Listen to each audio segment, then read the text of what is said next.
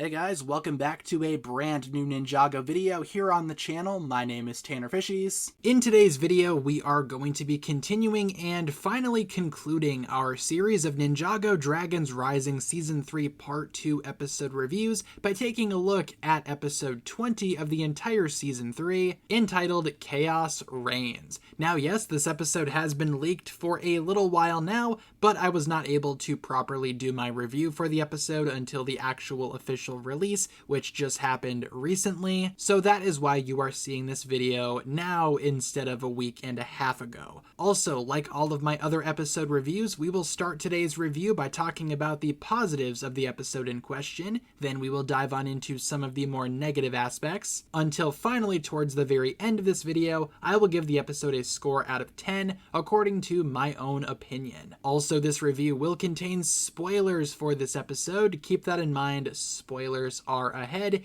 You have been warned. So we are finally here, the finale of Ninjago Dragons Rising Season 3 Part 2 and Season 3 just overall. Let's start with the good. So first of all, Thunderfang is fully evolved. He is here. The Forbidden 5 are sent to take on different ninja teams. And I will say, one of the strongest components of this episode is all of the action. We get a very solid mix of battles here between various ninja and various members of the Forbidden 5. Everyone gets their own little moments, everyone contributes, and I will say they actually made Zarked intimidating. He actually does stand a chance against the ninja. He's not just kicked around just because he's Zarked. I thought that was very surprising. Just like Ninjago, to wait until the very last minute to make a character matter and make them actually be more than just a punching bag. But yeah, pretty much everyone is involved here, including Jay, who does come back and assist Nia. I knew he would, but it's still cool to see him back and actually come back because he has some type of connection to Nia. It's a sweet moment between Nia and Jay, and honestly, I've been really enjoying Jay this entire season. I've liked him a lot more in this season than I've liked him in a very long time. I will say this season, and especially this finale, handled Jay really well. There's also a fun moment between him and Kai that I enjoyed too. Meanwhile, other highlights of this massive brawl include Ryu, who actually uses Spinjitzu for the first time, so that's awesome to see. It's about time, but better late than never. We also have Eren and Lloyd struggling with the Unbidden Storm. They, of course, ended up breaking the thing, but Eren manages to fix it, and the Arc Dragon is successfully able to be summoned, and it immediately takes on Thunderfang.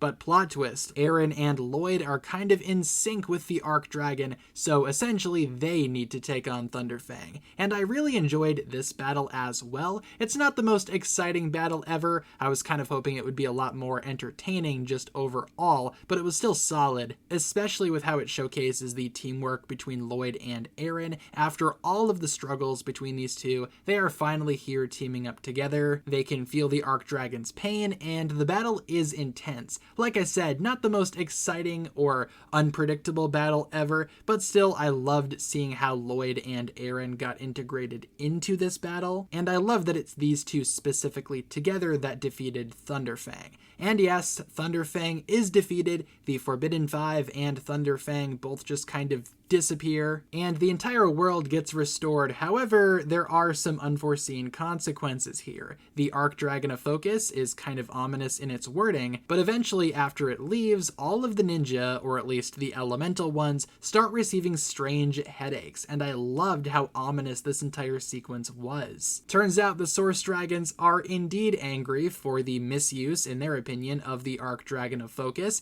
and the elemental powers of every elemental master are kind of messed up now. And yes, they do make it a point to say every elemental master, not just the elemental masters whose powers come from the dragons that left the council. So yes, very strong setup for season 4 there. Speaking of that, we actually do get the ninja attempting to reunite, and again, continuing with this ominous feeling, they all end up going through the portal gates, but ending up in different different spots that they did not intend to go to. The episode ends with the ninja separated, lost in these mysterious realms that they've never seen before, I assume, and it ends with Lord Ras having captured Master Wu in one of those strange boxes that we saw from season 2, and that's how the episode ends. I thought the cliffhanger was really effective, really well done, and again, the build up to this ominous ending, I just adored. I thought it was amazing. Now, I do have a few negatives that I will point out here. Honestly, the battle was pretty fun at the beginning of this episode, but one moment was a little awkward. That, of course, being the whole moment between Sora and Frack in the cave. And it's not because I'm opposed to this ship. Quite the opposite, I rather like them together. I just thought it was really weird timing to have a full-on conversation about nothing in the middle of this intense battle. They could have just had the moment, you know? They didn't need to acknowledge it. They didn't need to talk extensively. I know that it's supposed to show how awkward Frack is around Sora, but I feel like they could have just suggested that with a look or something. I felt like maybe a little too much time was spent on that conversation. Also, the episode is rather mysterious, but maybe it's a little bit too mysterious. I wish the episode would have explained a little bit more about how Lloyd and Aaron were able to see through the eyes of the Focus Dragon,